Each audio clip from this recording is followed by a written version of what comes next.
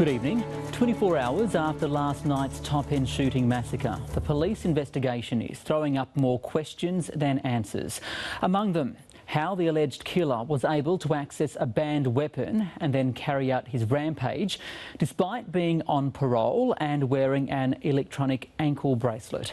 4 people died in the Darwin shooting at 4 different places. The lethal assault beginning at the Palms Motel.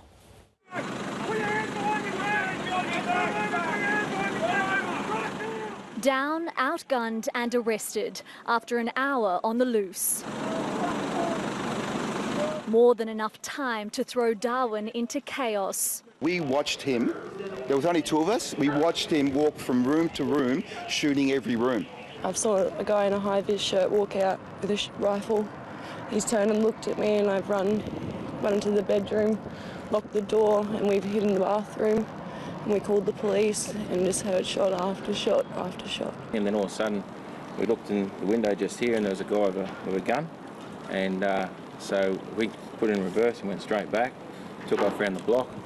Police allege this man, Ben Hoffman, used a pump-action shotgun as he stalked the city, killing 4 people on a terrifying shooting rampage. Get back. Okay. We'll still a situation going on. Okay. Stop cameras, move out of the way. Yes, okay. Last night's events were devastating. This is not Darwin. This is not Australia.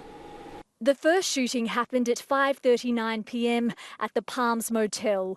15 minutes later, the gunman moved to Gardens Hill Crescent, killing the second victim.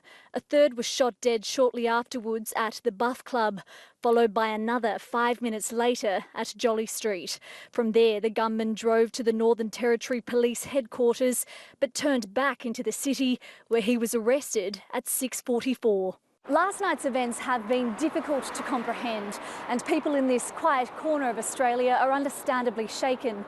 Questions too are mounting after police revealed that the alleged gunman was out on parole and had a lengthy criminal history. We will be making sure that we understand exactly what happened and why. The parole board chairman will do a detailed review on this individual in this case, but I'm not prepared to say that it's a failure at this point in time. This afternoon, 33-year-old taxi driver Hassan Baden was confirmed as one of the victims. Those who knew him from the Darwin Mosque say he was preparing to visit his elderly parents in Lebanon in just a few weeks' time. He was a very humble guy.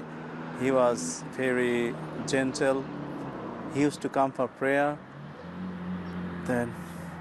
Speaking from the UK, Prime Minister Scott Morrison offered his condolences. This is a very tight community and I know they will be rocked by these events. With 100 police combing through 8 active crime scenes across the city, the community will need to be tighter than ever. And reporter Hannah Sinclair is in Darwin and she joins me now live. Hannah, what are we learning about the alleged gunman? Well, Ricardo, in the last few hours, we've heard from the alleged gunman's brother, who's released a statement on behalf of his family, wanting to convey his condolences and sympathies to anyone affected by what he's called this shocking incident. Now, he did say that we are as shocked and distressed about these events as the community around us. Now, the alleged gunman remains in custody. He's yet to be charged. We are expecting police to do that either later this evening or tomorrow. They are still gathering evidence at multiple crime scenes across the city, including at the Palms Motel just behind me, where this awful event started just 24 hours ago. OK, Hannah Sinclair there in Darwin. Thank you.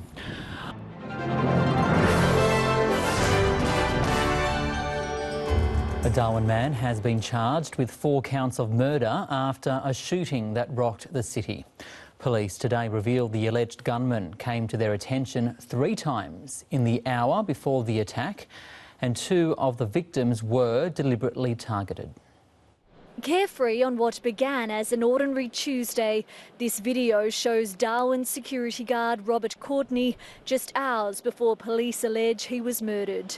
On his way to pay his rent, the New Zealand man would later be confronted in a violent scene.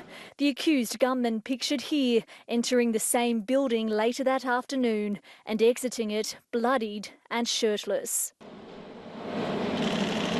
As the suspect was transported from hospital to the police station for questioning, police revealed Mr Courtney and another victim, Michael Suzoy, were known to the gunman. Whoever knew Michael knew what a humble and harmless man he was. All he ever did was love his family and his friends. Remembered by those who knew him as a kind man who loved fishing. He worked at the same roofing company as the accused, but they apparently hadn't spoken in years. He took my fishing buddy away every time. The Northern Territory government has ordered a review of every person on parole. The decision to release Ben Hoffman on parole in January and again after he breached his conditions, today defended.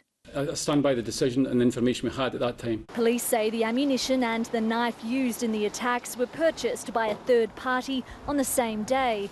They also revealed that the accused was pulled over by police for speeding only a few hours before the shooting began. You've got to treat everyone, equitably and so fairly, and police officers have to act on reasonable suspicions. They didn't have any at that point in time.